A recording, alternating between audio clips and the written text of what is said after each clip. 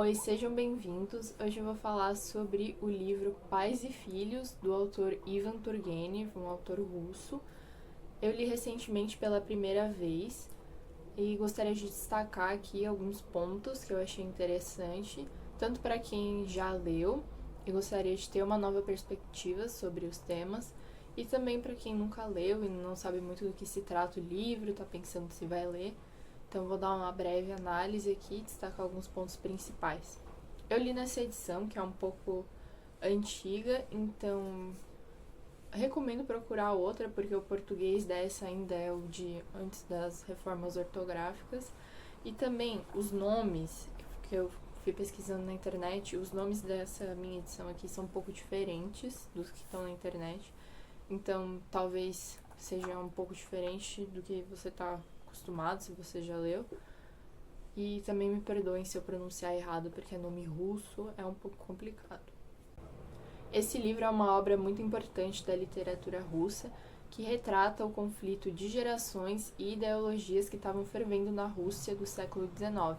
Então tem temas universais como o conflito entre a tradição e a modernidade, o conservadorismo e o radicalismo, e através de personagens complexos que muitas vezes são contraditórios. Então eles não são caricaturas das filosofias, ideologias que eles defendem, mas muitas vezes apresentam contradições, e através da tensão e debates, discussões entre eles, a gente consegue ver uma realidade que a Rússia estava vivendo no século XIX, em que estava ocorrendo uma transição do feudalismo para a modernidade, e também tinha a questão da abolição da servidão. Então o país estava vivendo um misto de ideias e discussões sobre, por exemplo, as relações de trabalho entre os proprietários e os mujiques, que eram os camponeses. Isso dominava as rodas intelectuais da época, os debates. A gente também consegue ver um pouco da influência já do socialismo, e isso vai estar em pauta na Rússia dessa época. O autor estudou na Rússia e depois foi para Berlim, estudou em faculdades na Europa, e lá ele teve contato com grandes pensadores e escritores da Europa Ocidental. Então, essa experiência desenvolveu nele um olhar mais crítico para a terra natal dele, principalmente em relação ao regime de servidão.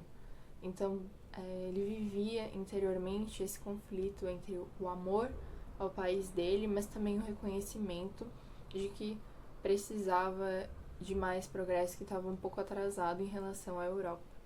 Ele representa todos esses conflitos nos personagens, e como ele não assume uma posição muito bem definida, ele acaba desagradando todo mundo, porque os jovens não se veem muito bem representados no Bazarov, que é uma figura um pouco arrogante, tem a filosofia nihilista, e também as pessoas não se veem muito bem representadas no Nicolau e no Pavel, porque parecem um pouco distantes da realidade.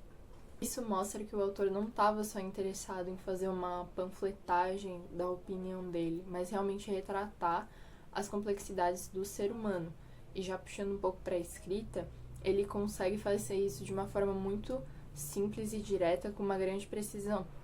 E cada palavra é muito bem escolhida, mas nem por isso o livro perde os significados profundos. Por isso que eu acho que é um livro muito bom para começar a ler russos, porque você tem uma linguagem simples e direta, mas nem por isso perde a complexidade temática. Outra coisa que ajuda a deixar a narrativa fluida é o equilíbrio entre diálogos e descrições. As descrições de paisagem, por exemplo, elas se encaixam muito com a condição psicológica dos personagens. Então a gente tem essa harmonia entre o ambiente externo e a condição interna dos personagens. Agora, falando um pouco mais sobre os personagens, eles não são meras caricaturas, como eu disse, não são meras representações daquilo que eles acreditam, mas eles têm contradições, sim, o que deixa eles muito mais reais e humanos. Cada um tem aspectos diferentes, de gerações, de filosofias diferentes, mas nenhum consegue viver ao pé da letra o que realmente acredita, que mostra as contradições e a dificuldade de seres humanos reais. Não poderia deixar de começar com o Bazarov, que representa o niilismo de uma forma um pouco radical, Ele é um dos protagonistas e zomba das instituições mais fundamentais da nossa sociedade, né? A família, a religião, o conhecimento, a ética. Ele quer destruir tudo isso e aparentemente se basear só nos instintos. Então ele rejeita todas as emoções e valores, como ele diz numa frase que ele não se curva perante nenhuma autoridade e não admite como artigo de fé nenhum princípio, por maior respeito que mereça. Mas isso colocado em prática na vida dele tem algumas contradições. Por exemplo, que ele fala que o ódio é algo que move ele, mas no fim ele se deixa influenciar um pouco pelo amor. Também a questão do conhecimento, que ele é uma pessoa muito estudiosa, adora química, biologia, mas ao mesmo tempo considera o conhecimento de uma forma geral inútil. E também a questão da racionalidade, que ele diz que a gente só deve ser movido por princípios, mas ele também tem honra, pensa sobre a ética. Então essas são algumas contradições que tem no personagem do Bazarov. Outro protagonista é o Arkady, que representa uma juventude mais influenciável, como ele mesmo foi muito influenciado pelas ideias radicais do Bazarov, mas ele também é um pouco apegado a algumas coisas, a alguns valores.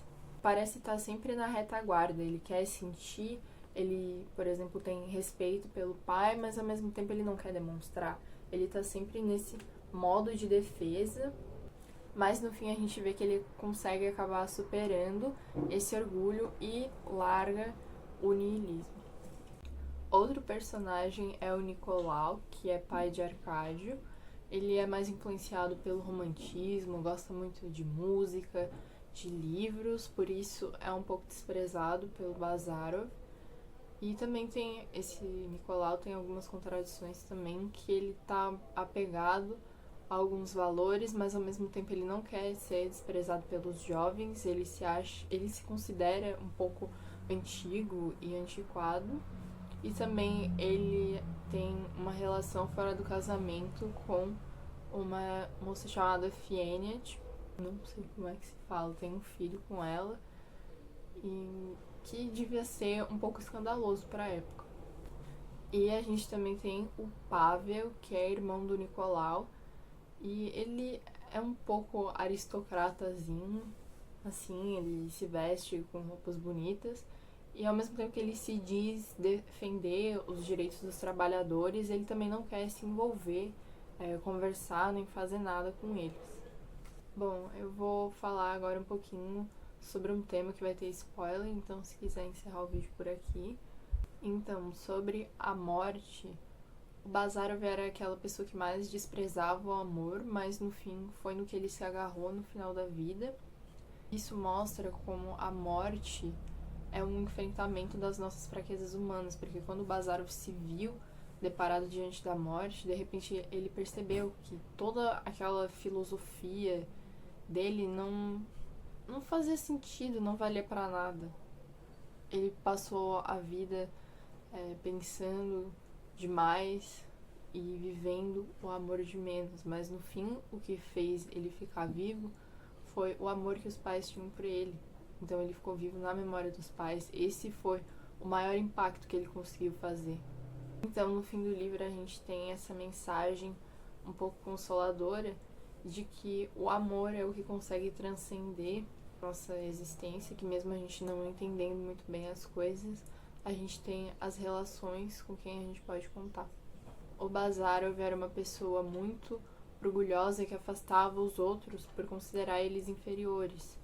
Então, no fim, a gente é convidado a ser mais humilde e viver, experienciar realmente aquilo que é mais básico e mais presente nas nossas vidas, que é o amor.